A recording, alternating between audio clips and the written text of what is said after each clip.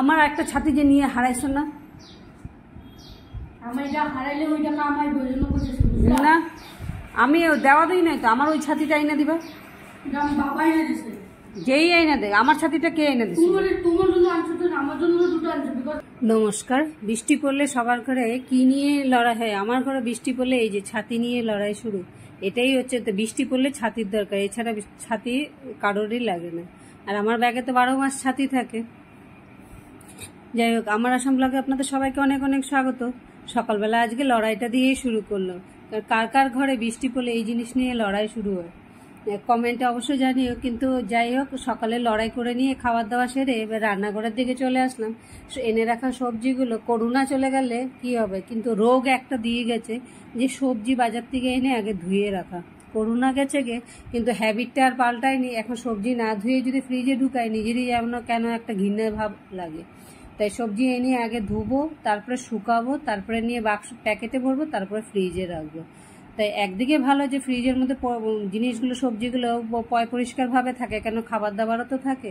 কিন্তু একদিকে তো রোগ একটা তৈরি হয়ে গেছে, যতক্ষণ না ধোবো সবজি ততক্ষণ ফ্রিজে ঢুকাবো না। এই করে সবজিপাতি সমস্ত ধুয়ে আরেকদিকে রান্না চলছে। একদিকে ভাত বসিয়েছি, একদিকে ভেন্ডি চচ্চড়ি করেছি। দুপুরবেলা হলে আজকে রান্নার আইটেম এই রয়েছে, ভেন্ডির তরকারি করব, আর সাথে কুয়াশ দিয়ে কাঁচা লঙ্কা দিয়ে মাছের ঝোল করবো। দুটো তরকারি কাঁচা লঙ্কা দিয়েই করবো। আগে লঙ্কা ছাড়া উঠিয়ে নিয়ে তারপরে আমাদেরটার মধ্যে একটু কাঁচা লঙ্কা, গুঁড়া লঙ্কা মিশিয়ে আবার একটু ফুটিয়ে নিয়ে তারপরে নামাবো। তাই আলাদা আলাদা করে আর করবো না, কেন প্রচুর সময় চলে যায়। আর আজকে যেমন সবজি টবজি এগুলো সমস্ত ধুতে অনেকটা সময় নষ্ট হয়ে গেছে। এখন প্রায় 11:30টার মতো বাজে। এতক্ষণে আমাকে কাজকর্ম সেরে নিয়ে বসে পড়তে লাগছিল, কিন্তু হয়নি, আজকে দেরি হয়ে গেল সমস্ত। তাই যাকে তরকারিটা এখানে ভাতটা নামিয়ে ফেলেছি, এদিকে ভেন্ডির তরকারিটাও মোটামুটি হয়ে গেছে, লঙ্কা ছাড়াটা উঠিয়ে দিলাম। এবার আমাদেরটার মধ্যে একটু গুঁড়ো লঙ্কা, কাঁচা লঙ্কা দিয়ে মিশিয়ে তারপরে একটু চিনি দিয়ে নেড়ে চেড়ে নামিয়ে ফেলবো আমাদেরটা। তারপরে বসিয়ে দিলাম মাছ ভাজাটা। মাছটাতে আজকে, কালকে তো শুক্রবার নিরামিষ, শুক্র শনি দুদিন নিরামিষ হবে, সেই জন্য আজকে ভাবলাম মাছ করে নিই। দুদিন নিরামিষ আছে, আজকে মাছের ঝোল এসে কুয়াশ দিয়ে করবো। কুয়াশ কেটে রেখেছি। এও সেই একইভাবে লঙ্কা ছাড়াই করবো। আগে লঙ্কা ছাড়া উঠিয়ে নিয়ে পরে আমাদেরটাতে লঙ্কা দেবো।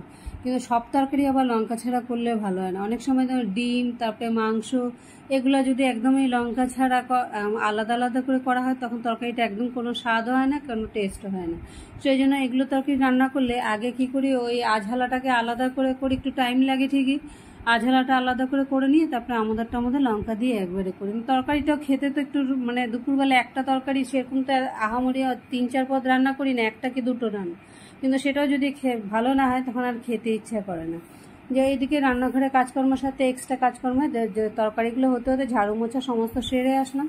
রান্নার মাছের ঝোলটাও হয়ে গেছে, এগুলোকেও নামিয়ে নিলাম। এবার রান্নাঘরটাকে পরিষ্কার করে খেয়ে দিয়ে রোজকার মতো বেরিয়ে পড়বো টিউশনের উদ্দেশ্যে। এখন রান্নাঘরে দিতে হয়ে গেছে, খালি কড়াইগুলো মাজবো, বাসন, রান্নাঘরের গ্যাস ট্যাসগুলো দিয়ে একটু পরিষ্কার করবো।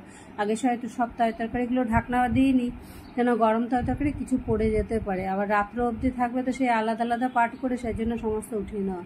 আর কালকে যেহেতু শুক্রবার, গ্যাসের ফ্রেম ট্রাম সমস্ত ধুয়ে মুছে একবারে রেখে দেবো। রাত্রে তো আর কিছু বানাবো না, রাত্রে শুধু করবো রুটি। তাই ধুয়ে মুছে রাখলে তাহলে রাত্রেবেলাটা, মানে আজকের মতো ব্লগটা এখানে শেষ করছি। আবার দেখা হবে পরে আরেকটি ব্লগে। সবাই ভালো থাকবে, সুস্থ থাকবে, সাথে আমার সব ব্লগের তরফ থেকে অনেক ধন্যবাদ।